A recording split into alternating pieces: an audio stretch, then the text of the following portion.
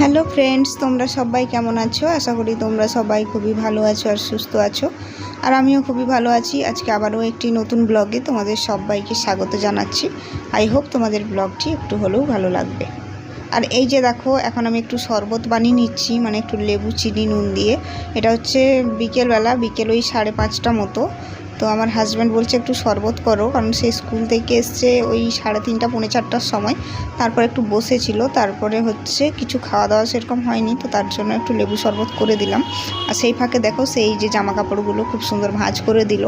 তো আমার বেশ ভালোই হলো। এগুলো এখন আমি তুলে তুলে মানে গুছিয়ে রেখে দিচ্ছি। তারপর সন্ধেবেলায় দুজনে একটু বেরিয়েছিলাম, এসে করে এই যে আবার কাজে লেগে পড়লাম। বলতে গেলে এই যে গ্যাসটা মানে রান্না হয়েছে ঠিকই, কিন্তু মোছা হয়নি। তো ভাবলাম গ্যাসটা এখন খুব ভালো করে মুছে নিই, কারণ আবারও আমাকে রান্নার কাজে বসতে হবে। তো তার জন্য গ্যাসটা মুছে নিলাম। আর এই যে দুপুরে যত বাসন ছিল সেগুলো একটু ভাবছি যে ধুয়ে নেব, কারণ কি বলো তো, দুপুরবেলাটা এই জায়গাটা প্রচুর গরম, এখানে কাজ করা একদম সম্ভব হয়ে ওঠে না। তো যত বাসন ছিল সব এই যে সন্ধ্যাবেলায় এখন ধুয়ে নিচ্ছি। আর তাহলে সকালেও আমার বাসনের পরিমাণটা কিছুটা কমে যায়, কিছুটা না ভালোই কমে যায়। যে চায়ের কাপ, চায়ের বাসন সব কিছু ধোয়া থাকে। মানে সকালবেলায় শুধু ভাতের হাঁড়ি আর দুটো থালা আর একটা কড়াই, ব্যাস এইটুকু আমাকে ধুতে হয়। তো তার জন্য এই যে সব কিছু ধুয়ে নিচ্ছি। তোমরা যারা ভিডিওটা দেখছো, তোমাদের যদি আমার ভিডিওর কোনো অংশ এতটুকু ভালো লাগে অবশ্যই কমেন্টে জানিও। আর যদি খুবই ভালো লাগে অবশ্যই আমার পাশে থাকার জন্য আমার চ্যানেলটা সাবস্ক্রাইব করে আমার সঙ্গে থেকো। আর আমি প্রত্যেক দিন দুপুরবেলা ওই দুপুর নয় ঠিক সকাল 11টা নাগাদ আমি ব্লগ ছাড়ি। তোমরা যারা যারা ভিডিও আমার দেখবে অবশ্যই 11টা থেকে আমার ব্লগ পেয়ে যাবে।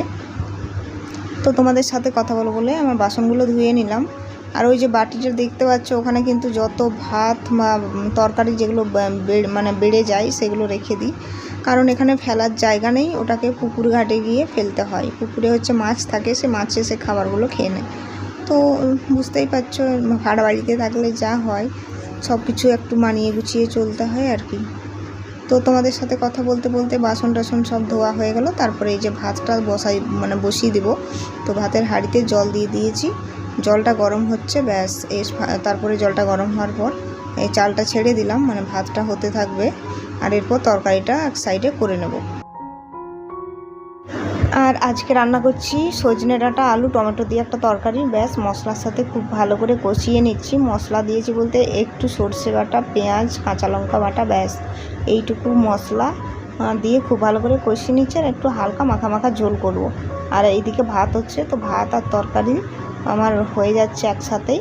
তো বন্ধুরা, আমি না রাতের বেলা আর ব্লগটা বাড়াতে পারিনি, এতদূর পর্যন্তই রেখেছি। তোমাদের যদি আমার ভিডিওটি ভালো লাগে অবশ্যই ভিডিওতে একটা লাইক করে দিও, আমার পাশে থাকো আর চ্যানেলটা সাবস্ক্রাইব করে রাখো। তো এই যে দেখো, তরকারি আমার রেডি হয়ে গেছে, আর এদিকে ভাতটাও কিন্তু হয়ে এসছে।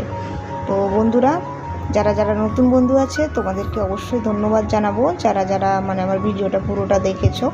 আর যারা চ্যানেলটা সাবস্ক্রাইব করেছো তোমাদেরকে তো আমার অসংখ্য ধন্যবাদ, কারণ তোমরা আমার পাশে সর্বদা আছো। তো আজকে ভিডিওটা এতদূর পর্যন্তই, দেখা হবে পরের দিন পরের কোনো ব্লগে।